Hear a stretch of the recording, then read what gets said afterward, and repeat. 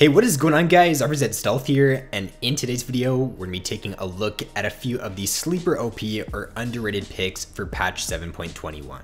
So the first one here is going to be a champion that not a lot of people are talking about in this patch, probably because he just hasn't been in the meta for months now, or just maybe even years, and the champion is Udyr. So Udyr got a change in this patch to where his Q now has a bonus 20% total attack damage ratio at rank 5 on it, and his ultimate also got a buff to where I'm pretty sure the AP ratio on it got increased by a little bit, but the main buff there was to the Q on Udyr, and this is what's making him stronger in this patch. A lot of people now in this patch on Udyr, they're maxing their Q out first, and once you get it maxed out, once you get rank 5 in it, you actually do quite a bit more damage in this patch than you would have in previous patches. And what's working best for him right now for the build on Udyr is a lot of people are going for Warrior, and then after that they're going for Trinity Force and then Asterix.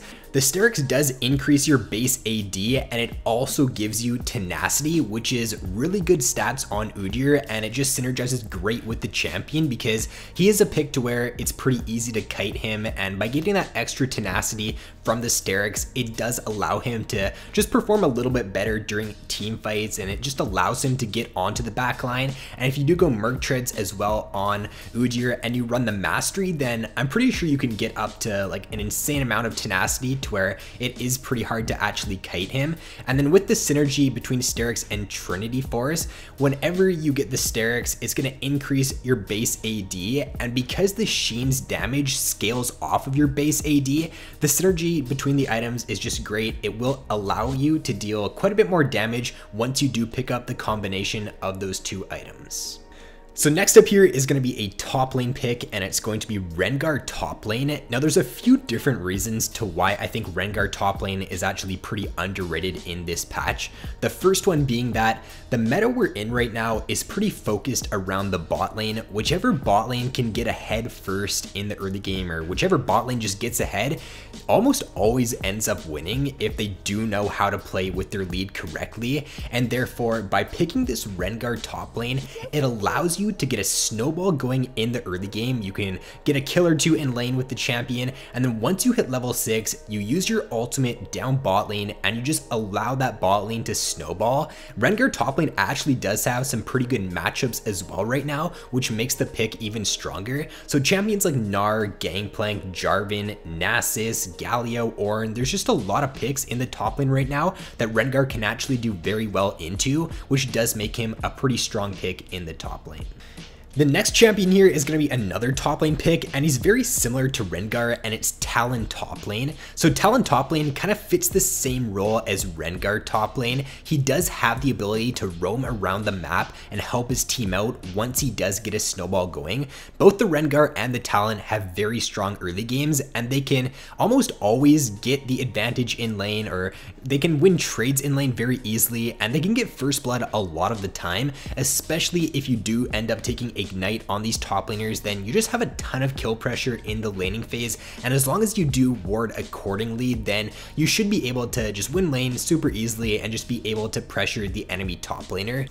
And in my opinion, the Talon top lane pick is a little bit more consistent than the Rengar top lane, or you're going to have more consistent success on the pick in my opinion, just because you do have the ability to roam earlier on in the game with the Talon top lane, and you don't rely on having your ultimate up in order for you to pull off successful roams. So for example, you can just roam into the enemy jungle, you can jump over the walls, and you can try to catch out the enemy jungler. You can also look to go for roams mid, and you can jump over the raptor wall with Talon, and you can just surprise the enemy mid laner. Whereas with Rengar, it is a little bit harder to pull off ganks, and you do kind of rely on having your ultimate up in order for you to successfully pull off these roams with the Rengar top lane. But overall, these two picks are great right now, just because I feel like if you're picking a tank top laner, then you're really just flipping the coin on whether your bot lane gets ahead in the early game or not. Whichever bot lane gets ahead right now pretty much ends up winning the game. So if you do play one of these more aggressive top laners in the early game, like the Talon or the Rengar, you can look to get a lead in the laning phase, and then once you do get that lead, you can look to spread it around the map. You can go mid, you can go bot lane, and you can really help your bot lane snowball, get that lane ahead, and if you do end up doing that successfully, then you're going to have a very high chance to win.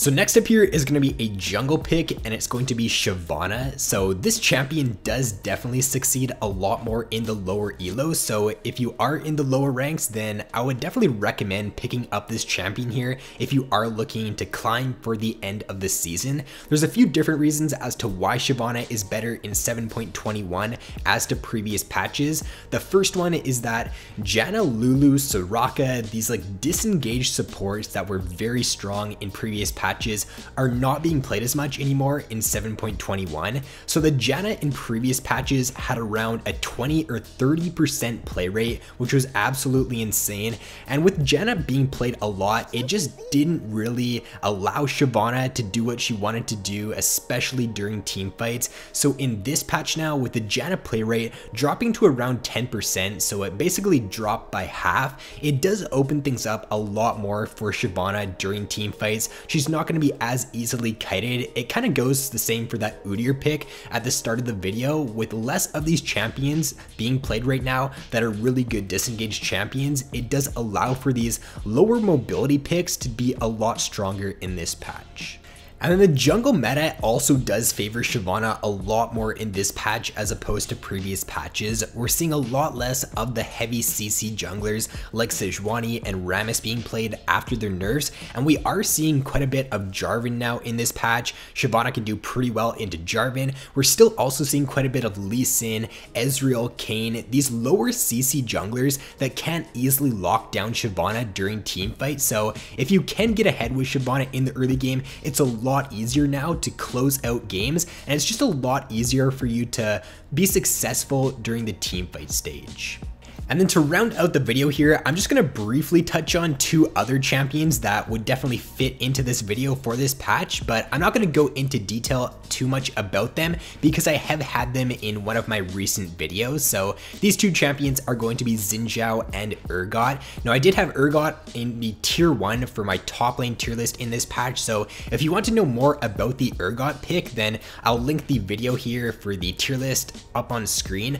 But basically a TLDR on Urgot is that the buffs were really good for him. He's just a lot easier to play now in this patch with the changes to his Q and his ultimate, and come the mid game now as Urgot, he's just an absolute monster. The cooldown on your passive is 2.5 seconds once you get to level 13, so it just allows you to do so much consistent damage when you're split pushing or when you're team fighting, and you're also insanely tanky. So he's just overall one of the strongest bruiser top lane picks for this patch.